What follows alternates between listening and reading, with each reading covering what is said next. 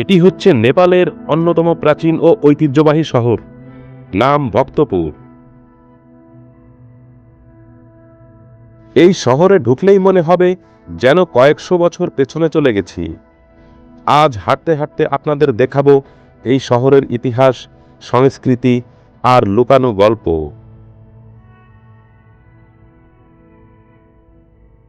ভক্তপুরকে বলা হয় city of devotees, অর্থাৎ ভক্তদের শহর।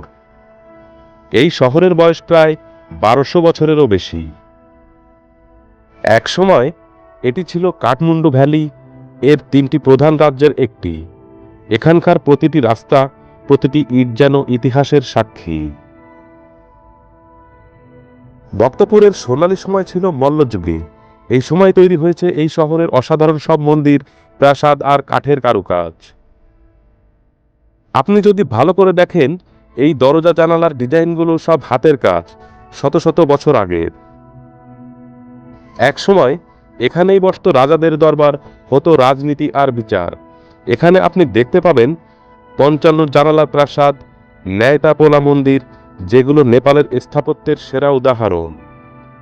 এখানে দেখতে পাচ্ছেন প্রচুর বিদেশিদের সমাগম, যারা বিভিন্ন দেশ থেকে এখানে আসছেন এই শহর দেখতে। নেপালের এই জায়গাটি শুধু ইতিহাসই না, ভক্তপুর এখনো জীবন্ত একটা শহর। এখানকার মানুষ এখনো তাদের পুরনো সংস্কৃতি ধরে রেখেছে।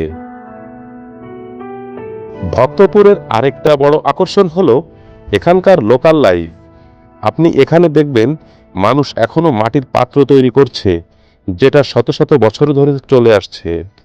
আর খাবারের কথা বললে এখানকার বিখ্যাত জুজুধাও, যাকে বলা হয় দইয়ের রাজা, এই খাবারগুলো শুধু স্বাদে না, ঐতিহ্যেও ভরপুর।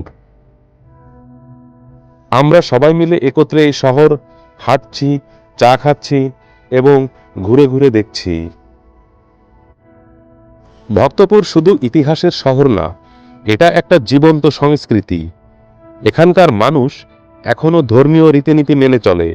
প্রতিদিন মন্দিরে পূজা হয়, উৎসব হয়, আর সেই ঐতিহ্য এখনো জীবন্ত। আপনি যদি কখনো নেপালে আসেন, তাহলে ভক্তপুরের এই জায়গাটি অবশ্যই ঘুরে দেখবেন।